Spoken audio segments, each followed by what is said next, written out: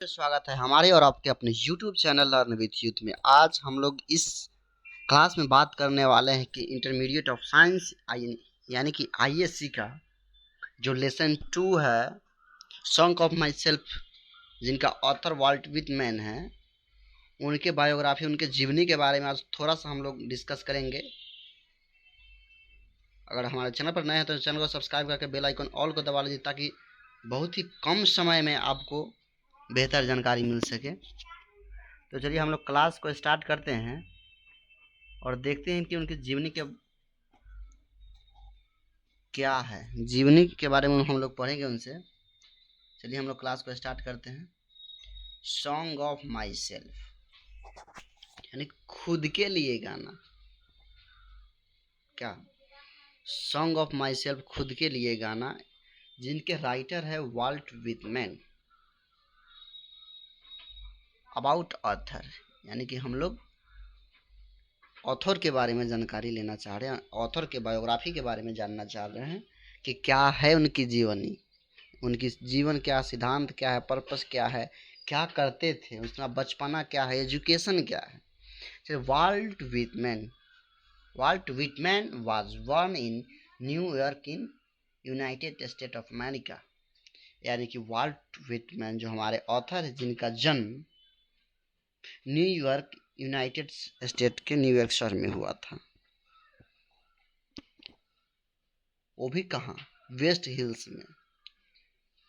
31 May 1819 and died in 26 मार्च 1892।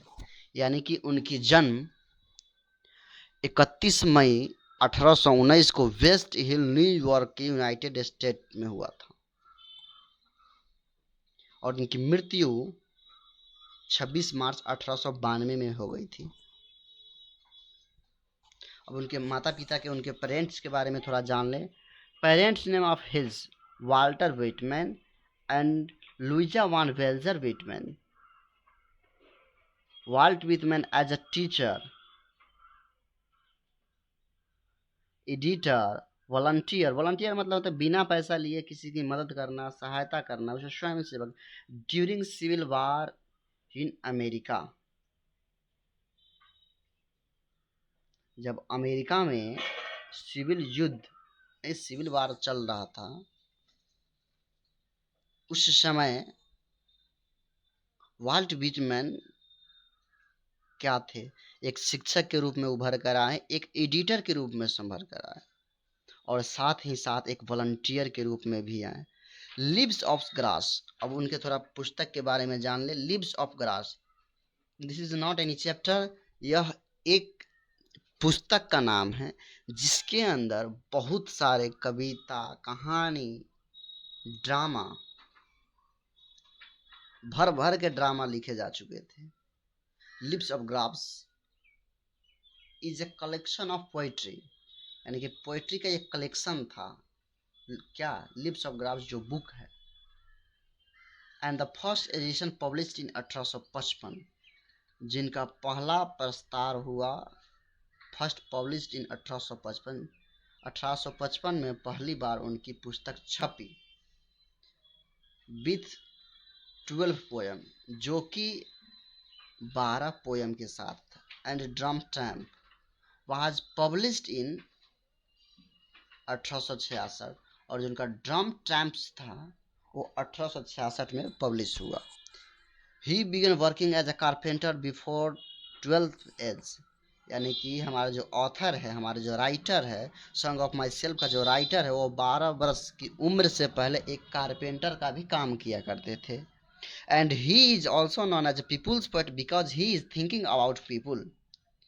उन्हें लोगों के कवि के रूप में भी जाना जाता था क्योंकि वे लोगों की भावनाओं के बारे में, लोगों के बारे में बहुत ज़्यादा सोचते थे, उनके बारे में खूब चिंतित रहते थे। अब हमारे ऑथर की अवार्ड के बारे में जानते हैं, उनकी क्या उपलब्धियां रही। अवार्ड, गोल्डन काइट अवार्ड से उनको नवाजा गया, सम्मानित किया गया।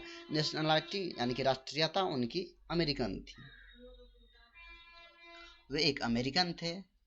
व्हाट, अब बात करेंगे, थोड़ा जान लेंगे कि गोल्डन काइट अवार्ड क्या होता है। गोल्डन काइट अवार्ड के बारे में हम लोग जानेंगे। The Golden Kite Awards are given manually by the Society of Children's Books Writer and Illustrator, an international children's writing organization to recognize excellence in children's literature. The award is a golden medallion showing a child flying a kite.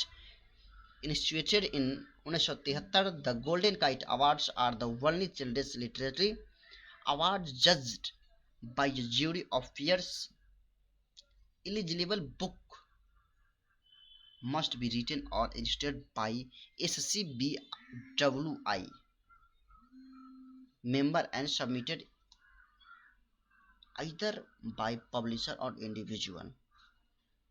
इसका क्या golden kite पुरस्कार हर साल बच्चों के साहित्य एवं उत्कृष्टता के पहचान के लिए अंतर्राष्ट्रीय बच्चों के लेखन एवं संगठन बच्चों की पुस्तक के या जो उनके बारे में जो बच्चों की पुस्तक होती है उनके बारे में जो एक सही विचार, एक सही मार्गदर्शन का बात बताते हैं, खुद में खुश रहने का एक जो पुरस्कारिता है, जो किनके द्वारा गोल्डन काइट अवार्ड दिया जाता है, यह SCBWI सदस्यों द्वारा लिखित है, जिसकी स्थापना किसकी स्थापना गोल्डन काइट अवार्ड की स्थापना 1973 ईस्वी में हुआ था।